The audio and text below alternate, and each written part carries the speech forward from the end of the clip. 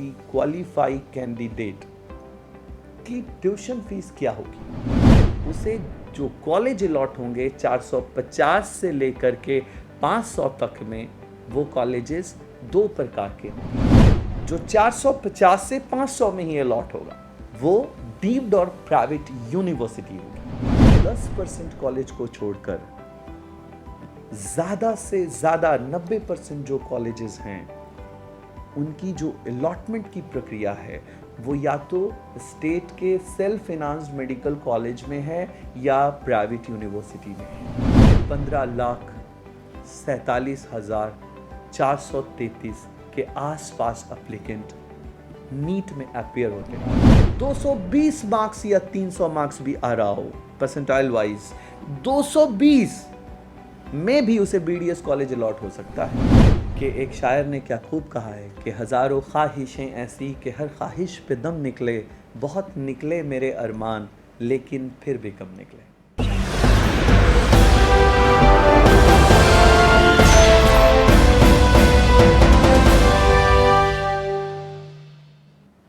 NEET exam के result के बाद हमारे हेल्पलाइन पे लगातार छात्रों के और उनके अभिभावकों के कॉल्स आ रहे थे और हजारों सवाल का जवाब एक एक हेल्पलाइन नंबर पे कॉल सेंटर के द्वारा नहीं दिया जा सकता था।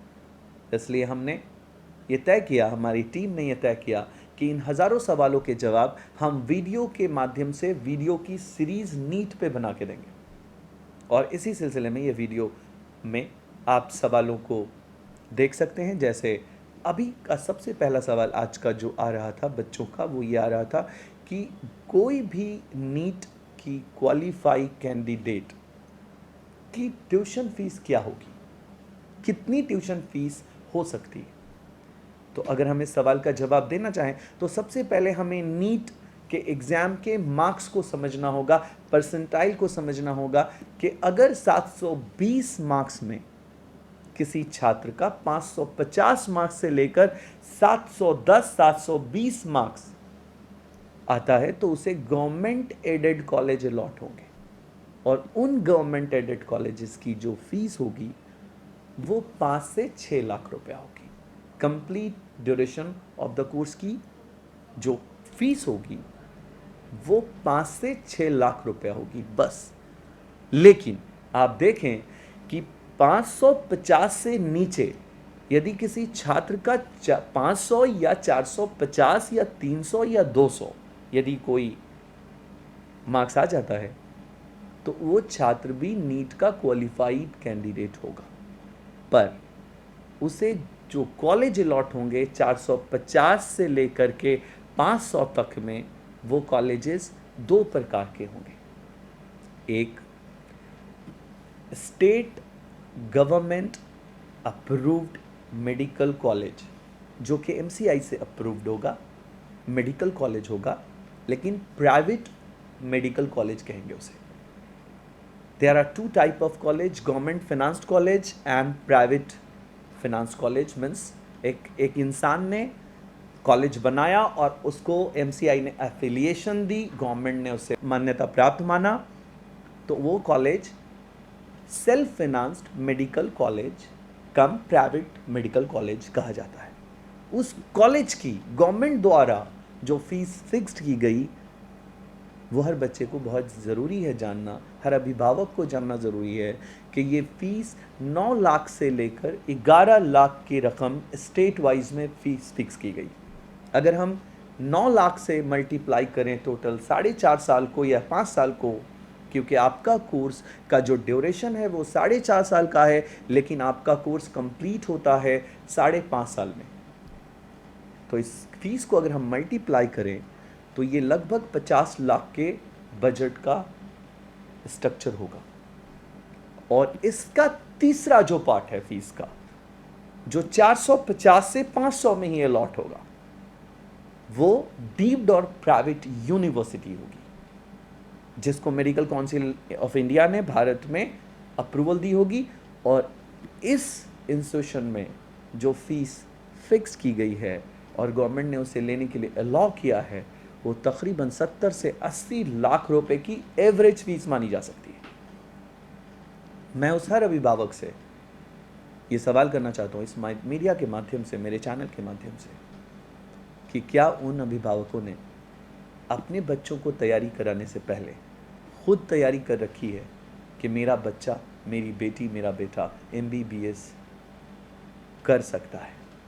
मैं उन अभिभावकों को इस वीडियो में एक सवाल पूछ रहा हूँ कि जो बच्चा क्वालिफाइड है और 450 मार्क्स में क्वालिफाइड है, क्यों उनके अभिभावक बैक स्टेप ले रहे हैं?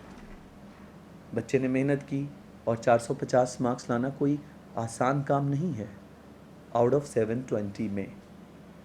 तो क्यों उनके पेरेंट्स उन छात्रों के साथ खड़े नहीं हैं? क्योंकि उनको ये पता ही नहीं था कि ये फीस स्ट्रक्चर गवर्नमेंट की है।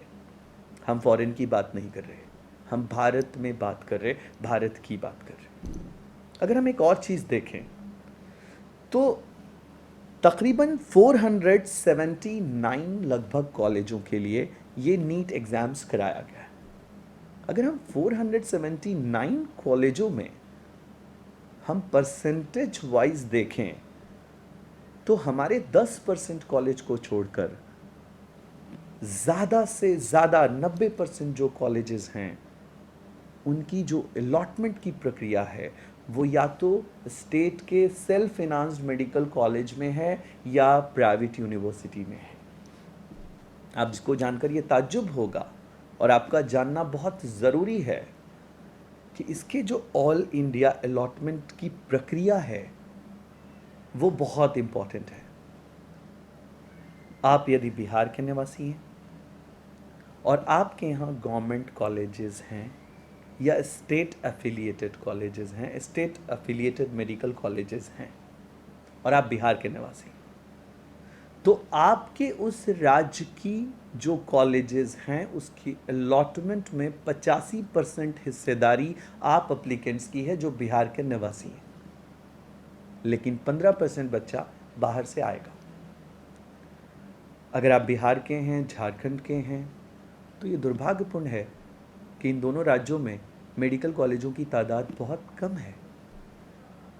मेरा सवाल ये है कि इतने कम सीटों पर इतने ज़्यादा नंबर ऑफ एप्लीकेंट, और उन एप्लीकेंट्स की संख्या को आप देखेंगे तो 16 लाख के करीब ये एप्लीकेंट हैं।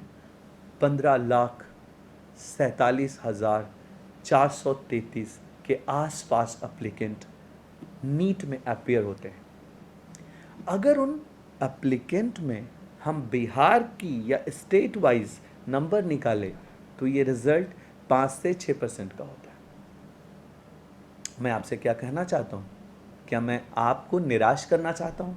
नो, हम आपको अवेयर करना चाहते हैं कि एक शायर ने क्या खूब कहा है कि हज़ारों ख्वाहिशें ऐसी कि हर ख्वाहिश पे दम निकले, बहुत निकले मेरे अरमान लेकिन फिर भी कम निकले। मैं ये कहना चाहता हूँ कि अरमानों का, सपनों का होना ज़रूरी है, लेकिन सपना जब हम विदाउट डायरेक्शन, विदाउट टारगेट देखते हैं तो वो सपना बंद आँखों से ख्वाब कहा जाता है। वो सपना पूरा नहीं होता और जब दिन आंखें खुलती हैं सपना टूट जाता है। मैं ये चाहता हूँ कि हर अभिभावक ये जानकर जब कोई बच्चा क्वालिफाई हो तो उसके लिए कई और दूसरे रास्ते हैं। जैसे कोई लड़के को अगर 450 के बाद 220 मार्क्स या 300 मार्क्स भी आ रहा हो परसेंटाइल वाइज, 220 में भी उसे BDS कॉलेज अलॉट हो सकता है और दूसरे 5 इयर्स के मेडिकल कोर्सेज अलॉट हो सकते हैं और फिर वो बच्चा MBBS का सपना पूरा कर सकता है ब्रिज कोर्स के माध्यम से। इन रास्तों के बारे में मैं उनको गाइडेंस देना चाहता हूँ, सिलसिलेवार कई वीडियोस बनाकर उनके हर सवालों का जवाब देना चाहता हूँ। मैं उम्मीद करता हूँ कि फ़ीस स्ट्रक्चर को लेकर के ज़्यादातर छात्रों के सवालों का जवाब इस वीडियो में मिल चुका है।